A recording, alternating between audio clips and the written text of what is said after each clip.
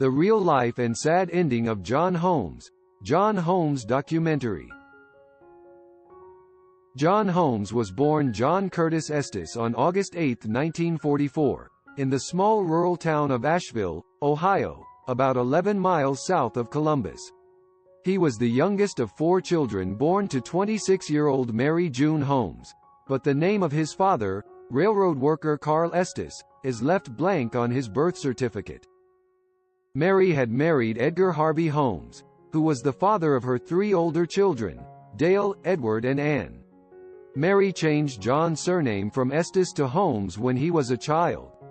In 1986, when Holmes applied for a passport for the first time prior to a trip to Italy, his mother reportedly provided him with the handwritten copy of his original birth certificate, which led Holmes to learn that his biological father was Carl Estes. As a child, Holmes enjoyed a reprieve from his turbulent home life when he visited his maternal grandparents, John W. and Bessie Barton. Mary divorced Edgar when Holmes was a toddler and moved with her children to Columbus, where they lived in a low-income apartment project with a friend of Mary's and her own 2 children. The 2 women worked as clerks and waitresses in order to support their young children. When Holmes was age 7, his mother married Harold Bowman on December 31, 1951. Shortly afterward, Holmes and his family moved from Columbus and settled in the small town of Pataskala, about 17 miles east. Holmes recalled that Bowman was a good father until Holmes' younger half-brother David was born, at which point Bowman reportedly lost interest in his stepchildren and began neglecting them. Holmes left home at age 15 and enlisted in the Army, with his mother's written permission. He spent most of the 3 years of his military service in West Germany in the Signal Corps. Upon his honorable discharge in 1963, Holmes moved to Los Angeles, where he worked in a variety of jobs, including selling goods door-to-door and tending the vats at a coffee nips factory. During his stint as an ambulance driver, Holmes met a nurse named Sharon Gabenini in December 1964. They married on August 21, 1965 in Fort Ord, California, after Holmes turned 21. In April 1965, Holmes found work as a forklift driver at a meatpacking warehouse in nearby Cudahy. However, repeated exposure to the freezing air in the large walk-in freezer after being outside inhaling the desert hot air caused him severe health problems, leading to a pneumothorax of his right lung on 3 occasions during the 2 years he worked there. Sharon also had health problems, as during the first 17 months of her marriage to Holmes, she miscarried 3 separate times. John Holmes was to the adult film industry what Elvis Presley was to rock and roll. He simply was the king. In 1971, Holmes' career began to take off with an adult film series built around a private investigator named Johnny Wad, written and directed by Bob Chin. The success of the film Johnny Wad created an immediate demand for follow-ups, so Chin followed up the same year with Flesh of the Lotus. Most of the subsequent Johnny Wad films were written and directed by Chin and produced by the Los Angeles-based company Freeway Films. With the success of Deep Throat, 1972, Behind the Green Door, 1972, and The Devil in Miss Jones, 1973, porn became chic, although its legality was still hotly contested.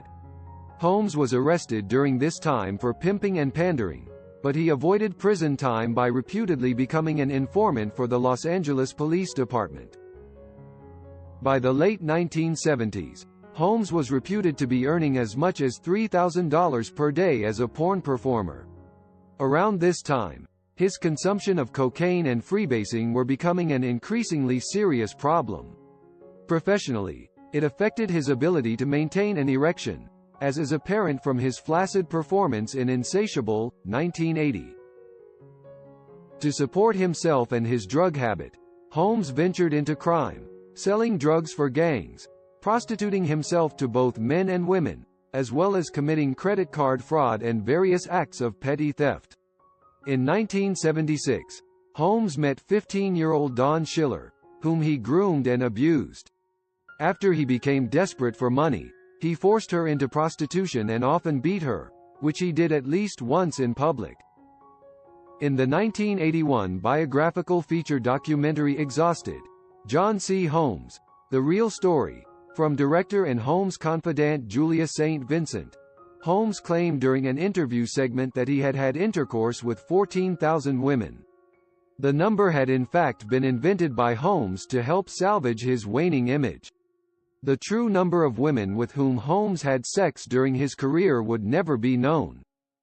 In late 1980, a mutual friend introduced Holmes to Chris Cox, who owned the Odyssey nightclub.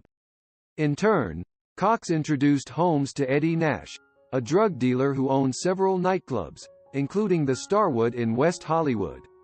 At the same time, Holmes was closely associated with the Wonderland Gang, a group of heroin-addicted cocaine dealers, so-called for the row house located on Wonderland Avenue in the Laurel Canyon neighborhood of Los Angeles, out of which they operated. Holmes frequently sold drugs for the gang. After using more than his share of the gang's drugs, Holmes was in trouble with the gang. In June 1981, Holmes told the gang's leaders, David Clay Lind and Ron Launius, about a large stash of drugs, money and jewelry Nash had in his house. Holmes helped to set up a home invasion and armed robbery that was committed on the morning of June 29, 1981. Although Holmes was not present during the robbery, Nash apparently suspected he had a part in it. After forcing Holmes to confess to his participation and threatening his life and those of Holmes' family, Nash dispatched enforcers and Holmes to exact revenge against the gang. In the early hours of July 1, 1981, 4 of the gang's members were found murdered and a 5th severely battered and near death in their row house. Holmes was allegedly present during the murders and left a left palm print over one victim's headboard, but it is unclear whether he participated in the killings. Holmes was questioned but was released due to lack of evidence. He refused to cooperate with the investigation. After spending nearly 5 months on the run with Schiller, Holmes was arrested in Florida on December 4, 1981 by former Los Angeles Police Department homicide detectives Frank Tomlinson and Tom Lang.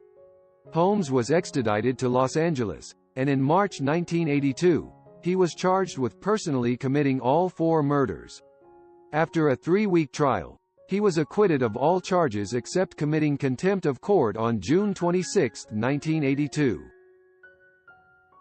After his release from Los Angeles County Jail for contempt of court in November 1982, Holmes quickly resumed his film career with a new generation of porn stars. His drug addiction continued off and on, and although work was still plentiful, it was no longer as lucrative as it had been with the advent of cheaply made videotapes that saturated the porn market. Most of the feature porn films and videos he made during the 1980s were little more than cameo appearances.